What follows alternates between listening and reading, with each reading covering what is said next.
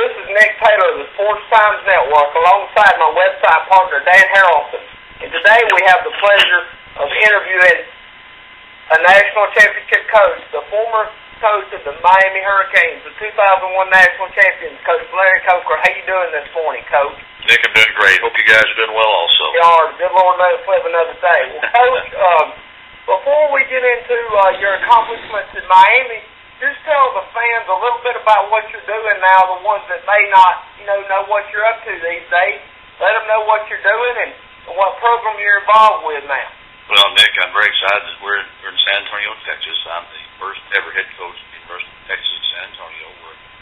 We're remember the UT system, the Texas system. We have 29,000 students. We have no Division I football in the city. We're the 7th largest city in the country. Our home games in the Alamo Dome. It's a beautiful 65,000-seat facility. And obviously, we got great recruiting in the state of Texas. So we're busy right now recruiting. We have our first signing class. We had it last February. We're working on another signing class now. We'll practice in 2010. We'll play our first season in 2011.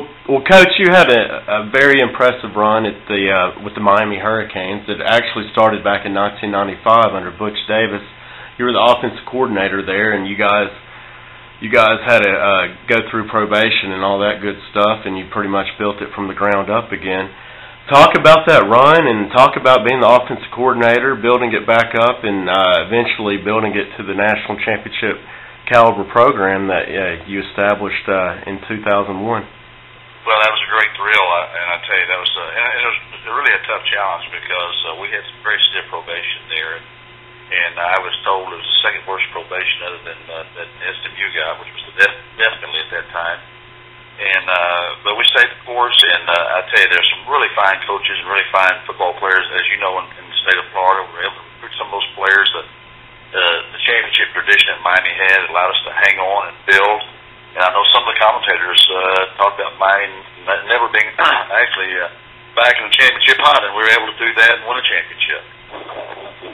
Well, Coach, obviously you recruited a lot of great players when you were coaching with Coach Davis.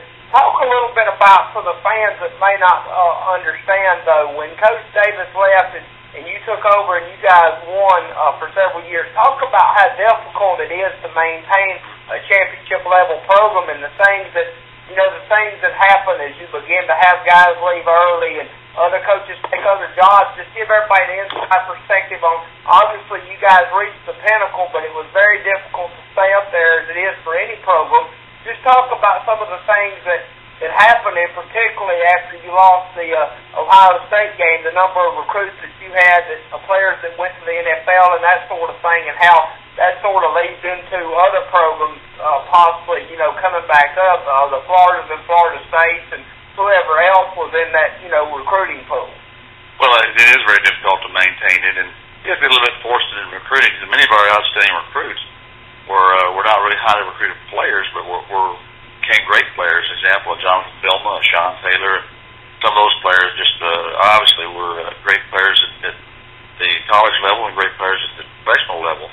I think the thing is, it is hard to maintain, because what happens, the more success you have, then the more you have a target on your back, and also the more you have opportunities for players to go out early, and it's especially very, very difficult to recruit. But that's kind of part of the landscape of college football now. That's why you have to deal with it. I'm very impressed with what Mike Brown's done, and you look at Nick Saban, the consistency they have, and able to maintain a high level. And I think that's the key to winning championships. If you play at a high level and be in the hunt, then you're going to have opportunities to win a championship. You have to be in the hunt. Well, Coach, from 2001 to 2003, you guys only lost a total of 3 ball games. That's very impressive. And you were in the Big East those 3 seasons. 2004, of course, the Hurricanes jumped into the ACC. Talk about jumping into the ACC. Did it change the landscape for the Hurricanes, like recruiting-wise? And what do you think the schedules got tougher, or how do you think the Hurricanes have fared since joining the ACC? Do you think it changed the landscape of the mindset of the Miami football program?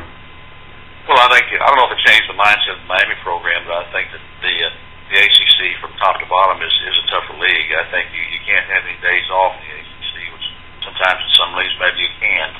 And I think that for sure changed the landscape. I think the thing with that with Miami, with you look at Boston College and Virginia Tech coming in that league. I know the first 2 years there that the Miami and Virginia Tech were the top teams in the league.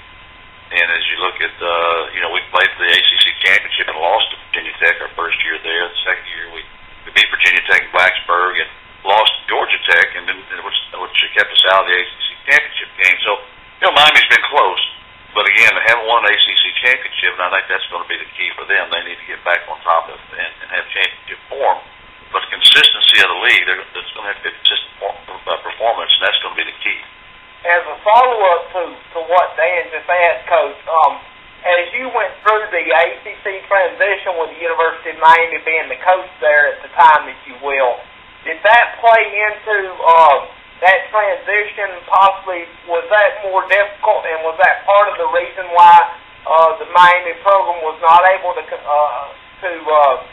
maintain that championship consistency? Because we have great respect for you, and we understand how difficult it is to win a national championship, and that's one of the things that we want to put out, on this interview is that, it's difficult for any program to stay on top, but obviously you were a great coach. Your resume speaks for itself, but was that, transition into a different league and possibly dealing with different coaches and different, competing against different teams, if you will, did that have anything to do with, you think, I don't want to say the decline of Miami football, but where it got to a point to where it leveled off, where the Florida, if you will, could have the upper hand on Miami? Did that play a role, do you think?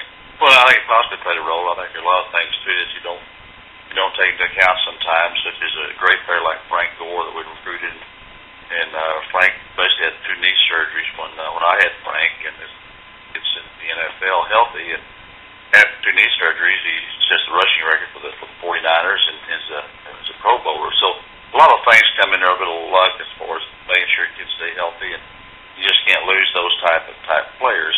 We had some very fine recruits, and I think sometimes maybe we didn't coach them as well as we needed to, and they didn't play as well as they needed to. But I think the thing that you have, as I said earlier, it is I think from top to bottom it is a tougher league. But as you look at the Boston Colleges and the Virginia Techs, those are 2 of the better teams in the league, as well as Miami competing at the top. You see a team like Wake Forest came up. Jim Grove's done a great job there. They came up and had a great run there for a while. Now you see Georgia Tech, and it's just really, I think, a good league from top to bottom. You have to play well every week, but that's the way it should be.